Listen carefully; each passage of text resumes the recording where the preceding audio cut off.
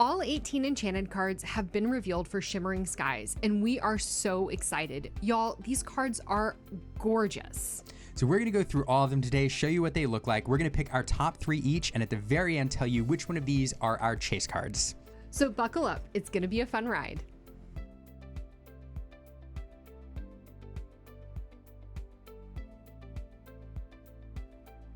But before we jump into looking at the cards, let's talk really quickly about what they did to the Enchanteds for this set, because aesthetically, they're very different than Enchanteds we've seen before. Not only are the colors on these cards bright and vibrant to really pair with the whole aesthetic of Shimmering Skies, but they actually changed the layout of the cards to allow the art to truly shine. Creative director Shane Hartley recently described some of these changes, and here's what he said. We knew, okay, this is the fifth set. We felt like, okay, this was the time for us to be able to do something new and exciting. And we also heard from the fans, they really wanted more art. Like, how do we give them as much art as possible? And we had that art, but our current Enchanteds the frame itself didn't expose as much of it as we wanted to. So we thought, okay, how do we take it to that next step? And we stripped everything away, like figured out, okay, what can we pull away and still have it be a playable card? So we removed like the ink banner, as we call it internally, and we used the color of the ink as a stroke around the character name and also the card version name, and then also, of course, the characteristics as well. We colorized that and kept that in a little bit brighter color than what it is normally on the card. And then the icons themselves, we realized that we could probably size them down just a little bit and then bump them a little bit lower in the frame to expose more art and not cover it up and still be usable. And then the same thing, like just the border of the frame itself, reducing it down to like the most minimal border elements as we could. Shane and I came up with this idea of this kind of frosted glass type feel where we blurred the background and then added a little bit of a color tinting. Like the ink information was almost too little, and so we thought, okay, what's that next thing we do? And so that's why we tinted that bottom area to help with that. The first Enchanted in the list, card number 205, is Prince Naveen, Ukulele Player. As we said at the start, as we move through these cards, each of us are going to pick our 3 favorites, and at the end tell us what our chase card is. So Aaron, where does this card rank for you? Is this one of your 3 favorites? I think we're starting off super strong. I'm going to just say this up front. This is definitely one of my top 3. I absolutely love this art. I think Aisha Dermagomedova, I'm so sorry if I botched that name, did such an incredible job with this art. I mean, Prince Naveen's spirit just really shines. I love how he's backlit by the moon, the people dancing in the background. You can almost feel the movement of the music he's playing on his ukulele in this card. And I think that the shape language with Amber just really shines through here. You have those intertwining lines, not only in the moon, but in the background and below him. It's just, gorgeous. I mean, I can't say it any better than that. This card is just beautiful. This is not Aisha's first Lorcana card, but I believe it's her first Enchanted, so well done here. Next up is our second Amber Enchanted card, Vanellope Sugar Rush Princess. Another beautiful card that makes full use of the new expanded card frame. Here in Vanellope's artwork, we see the intertwined lines again in the back of the card that is really part of Amber's shape language. In fact, some of the shades back there kind of represent the shield that we see in Amber's ink symbol. We also see Vanellope's ability on full display here, I hereby decree, where she's clearly decreeing something with her beautiful signature there. So another beautiful card. We've been waiting for Vanellope in the game for a long time, and it's so excited to see her get an Enchanted in this first set. Yeah, I love how we almost have a little bit of a Mary Blair vibe going on, I think, in Vanellope's face.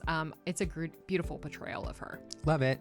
For Amber's third and last Enchanted, we have Revive, which is an action. Each color has 2 character Enchanteds and 1 additional Enchanted. For some of the colors, they're actions, and for some of them, they're locations. In Amber's case, it's an action, and here it is, showing this beautiful Mother Gothel piece.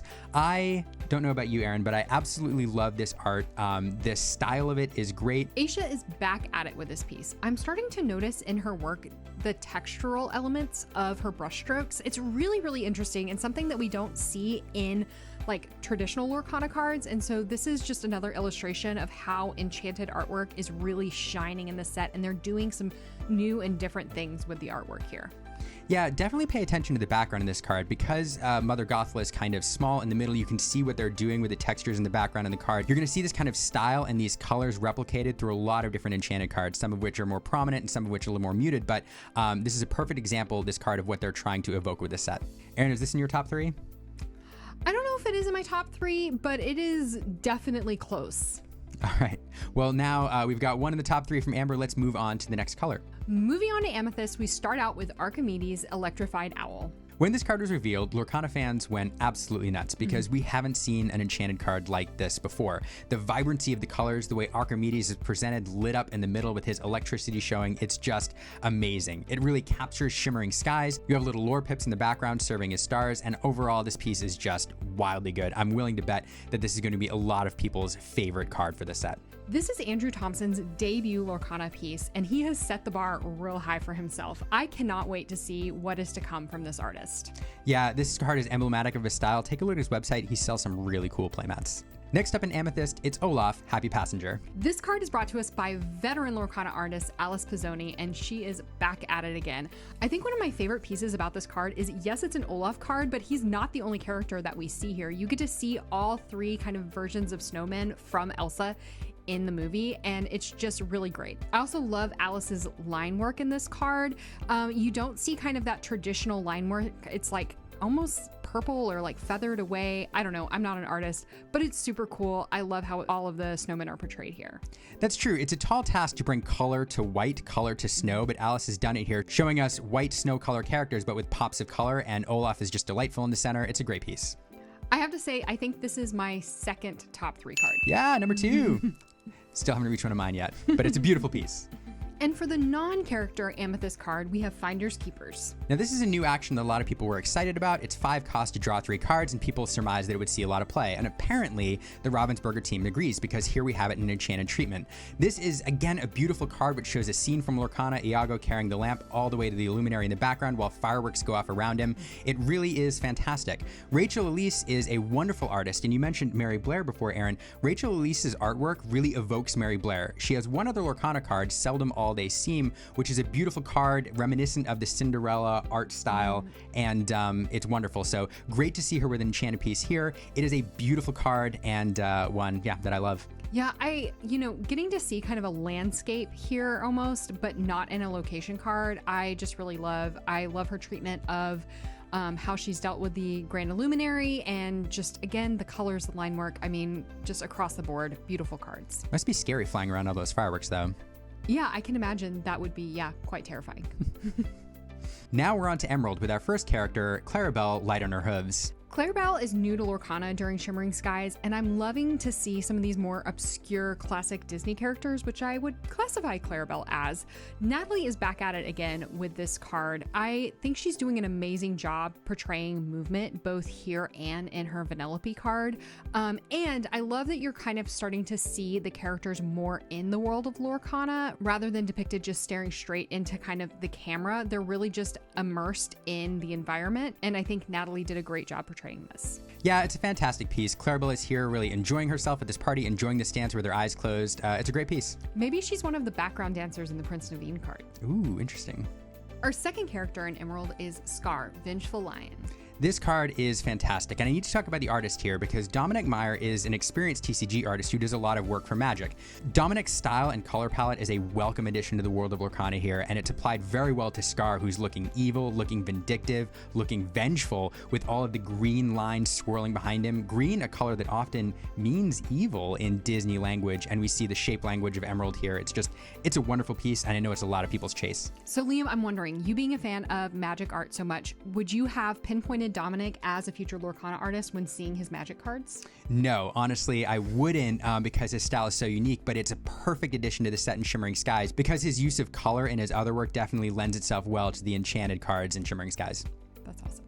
For the non-character Enchanted in Emerald, it is You're Welcome, an action and song. This is the second time we've seen Stefano Zanchi depict Maui in an Enchanted card, so I definitely think he's starting to kind of specialize here, and this is such a different Maui than the Maui that we saw in his first chapter Enchanted card. I love how the background of this piece depicts some of Maui's tattoo art that we kind of saw represented in the Moana movie, where you have almost this flat pictographic feel. Yeah, Aaron, I find this card just absolutely brilliant because it's depicting a song. This is not meant to depict a scene specifically. So if you look at the other pieces of art, like the bananas and the coconuts and even the people in the background, they're flat as if in a play. And so this is Maui singing this song, telling his story. And you see these shapes behind him as part of that storytelling, but they're not meant to be actually physical representations of those items. Yeah, I love it. Next up is our first Ruby card, Donald Duck Pie Slinger. So this is the first Enchanted card that we saw from Shimmering Skies, and it really indicated to all of us Lorcana fans where they were going with the Enchanteds in this set. And although the colors aren't quite as vibrant as some of the ones we see in other cards, it's still a wonderful card which conveys a story and tells us what's going on in this set.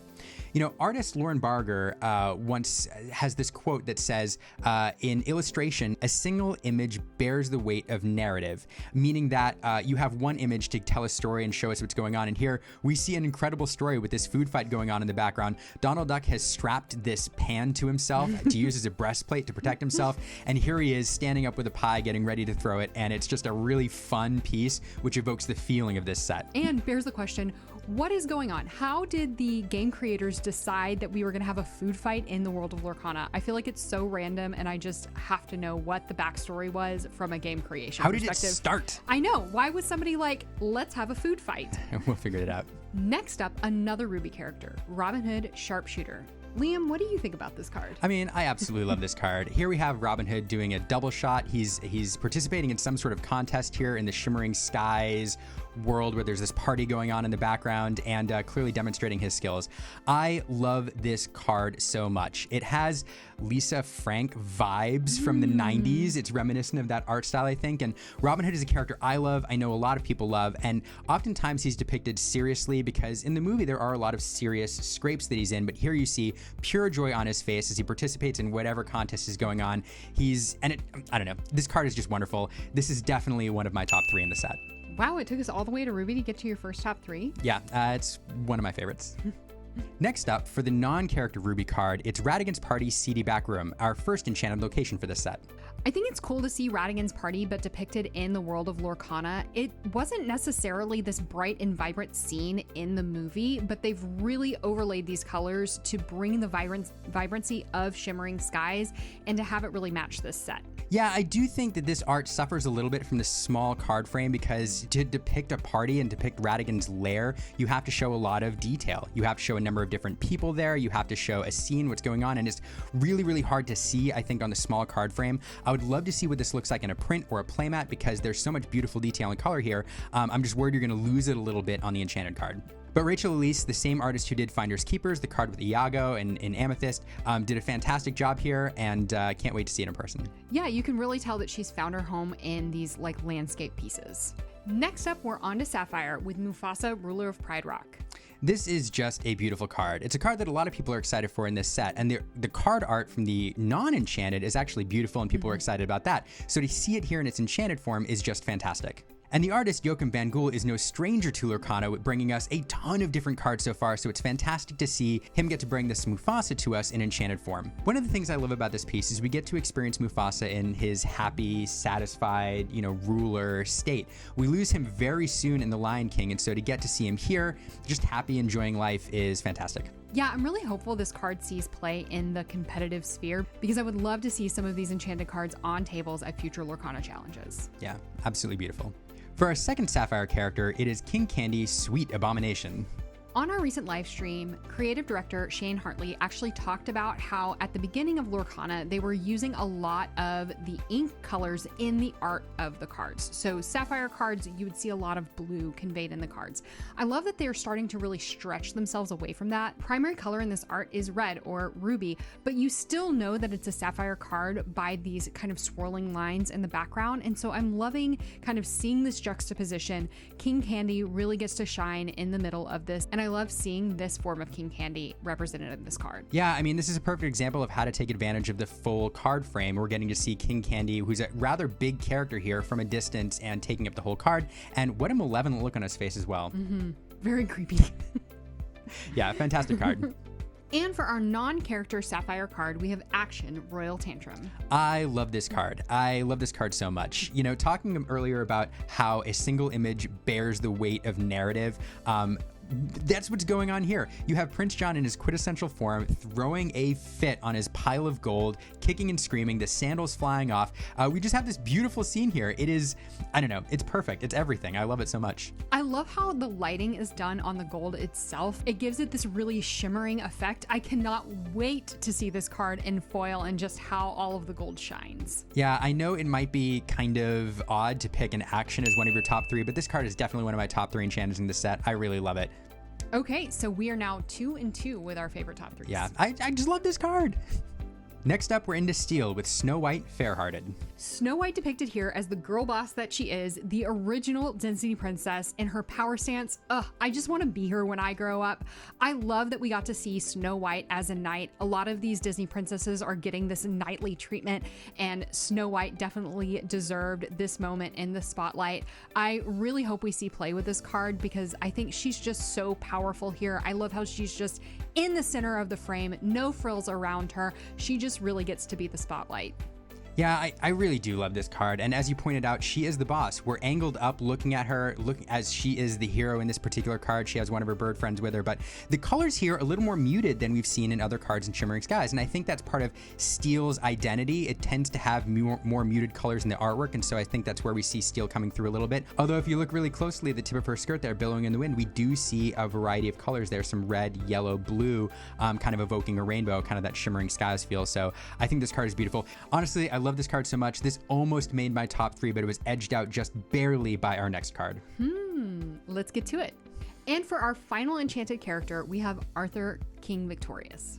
I absolutely love this card. You know, one of the great things about Lorcana is that we get to see characters that we know and love, like Arthur, in ways that we've never seen them before. And here we get to see him as king, holding this incredibly huge and powerful looking Excalibur, which I don't know how he's lifting that. Look at the size of that sword compared to his hand. It's huge, like the size humongous. of him. But what I do really love here is the style here. If you look at the background, you see little matrixed colors, almost as if it's evoking a comic book. The colors are great, and you have some of Steel's shape language here. If you look at some of the shapes dripping off of the sword there, you have squares, which is Steel's shape language. So the colors are a little more vibrant than the Snow White that we saw, but it's just a brilliant card. I really like it. This is one of my top 3, and yeah, it's one of my favorite cards in the set. Well, Liam, I think we're gonna have to battle a little bit because this is also one of my top 3. Sword in the Stone was one of my favorite movies as a kid, and I'm just so happy that Arthur is getting the enchanted treatment again.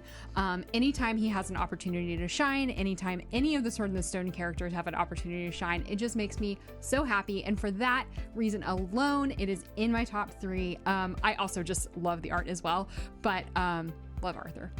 For our final enchanted card, we have a Steel location. It is Badanon, Villain Support Center, a card from Wreck-It Ralph, which I'm sure none of us expected to see as a location. Yeah, I definitely didn't, but I will say that this card almost eked into my top 3. I love the treatment and how the brushstrokes are working. It's almost giving me like this like paper vibe, which I love with the streamers. It makes me feel like there may be like some crepe paper. Ralph here in the background cleaning up from what looks like a pretty raucous party at Badanon. I'm so happy for all of the villains in Wreck-It Ralph that they also got to enjoy and celebrate in the Shimmering Skies celebration. And I just love the depiction of this. And I just love the depiction of this scene in this card. Yeah, it is really great. And it's also brilliant to not have all the villains in there, just have the couple cleaning up from this party so we can focus on those two and the scene around us. And Aaron, that's a great point, because we do see in other cards how villains are being shut out of a party by Bouncer Kronk and they might not have been invited. And so here we can see that the Shimmering Skies party did extend to other parts of Lorcana and the villains got to enjoy their party here. And so perhaps that's some consolation for all of us who are a bit sad that they didn't make it into the main event. Yeah. So Aaron, out of your top 3 cards, which one is your chase card? I think I'm gonna have to go with Prince Naveen. I just love the colors and the movement in that card. It's so beautiful. Yeah, it is amazing. And honestly, I've got a toss-up between my three. I think my chase card, though, has to be Arthur. I'm very close to it being Royal Tantrum, but I think it has to be Arthur because it's a beautiful card. You know what? I'm totally fine with that. If we end up with a Prince Naveen and an Arthur, I would be so happy. All right, so those are the cards we're chasing from this set. Which of the Enchanteds are you chasing from this set, and which ones are your favorites? Yeah, let us know in the comments below, and don't forget to like and subscribe. Thanks for watching. Bye.